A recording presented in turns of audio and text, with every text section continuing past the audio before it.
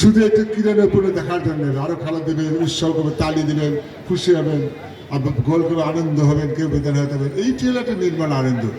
এই একটা উৎসবমুখ পরিবেশের মধ্যে দিয়ে আজকে খেলাটা আপনারা উপভোগ করবেন, এইটা আমরা চাই। এই পরিবেশটি করে দিয়েছে এই এলাকার বিএনপি নেতৃবৃন্দরা। এই জন্য আমি এই ভাটরা ইউনিয়ন বিএনপির সকল স্তরের বিএনপিকে আমি ধন্যবাদ জানাচ্ছি।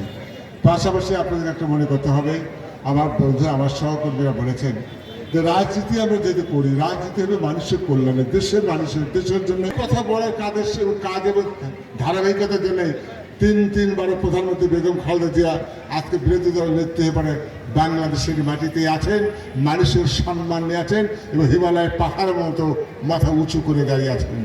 কিন্তু জোর করে তারা রাষ্ট্রীয় ক্ষমতা দখল করেছিল, যারা এই দেশের মানুষের নিষ্পেষিত করেছে, হত্যা করেছে, গুম করেছে, এই ক্ষমতা চিরস্থায়ী থাকার জন্য এই সমস্ত মানুষকে মেরেছে, তারা আজকে কোথায়?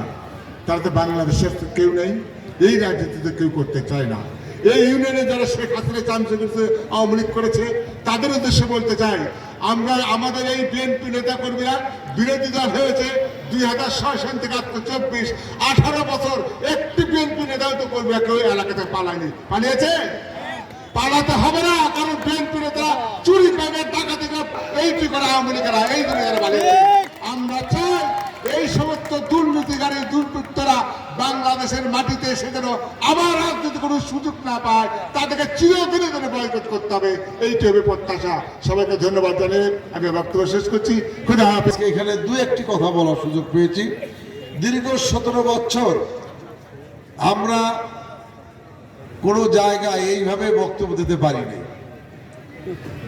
একটি ফ্যাসিস্ট সরকার, হাসিনা সরকার বাংলাদেশে কোথাও এইভাবে কথা বলার সুযোগ দেয় নাই।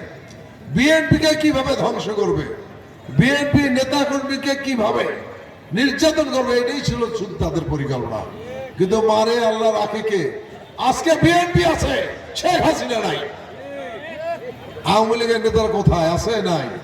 শেখ হাসিনা কি বলেছিল? শেখ হাসিনা পালায় না। আজকে কোথায় শেখ হাসিনা? দীর্ঘদিন যারা এখানে নির্যাতন করেছে, আপনাদের এলাকার একজন কুখ্যাত, সে কুখ্যাত ব্যক্তি আজকে কোথায়? আমরা সম্মেলন করতে চাই, নন্দীগ্রামের সম্মেলন করতে দেবে না। তারপর আমরা সম্মেলন করেছি, আমরা লড়াই সংগ্রাম করেছি, 17 বছর মামলা নির্যাতন আমরা শিকার হয়েছি। আমরা রাজপথে আছি কারণ আমরা জনগণের দল করি, আমরা জনগণের ম্যান্ডেট নিয়ে ক্ষমতায় যেতে চাই। 16 বছর এই সরকার অবৈধভাবে ক্ষমতায় ছিল, মানুষ ভোট দিতে পারেনি, মানুষের ভোটের অধিকার আপনারা ধ্বংস করে দিয়েছেন, অধিকার কেড়ে নিয়েছেন। আরে জুম করে তো ছবি লওয়া যায়, কাছে দাও শেষ করে দিয়েছে। এরা না বেশি বেশি না, প্রত্যেকটি জায়গায় তারা দুর্নীতি লুটপাট করে হাজার হাজার কোটি টাকা কামিয়েছেন এবং বিদেশে পাচার করিয়েছেন।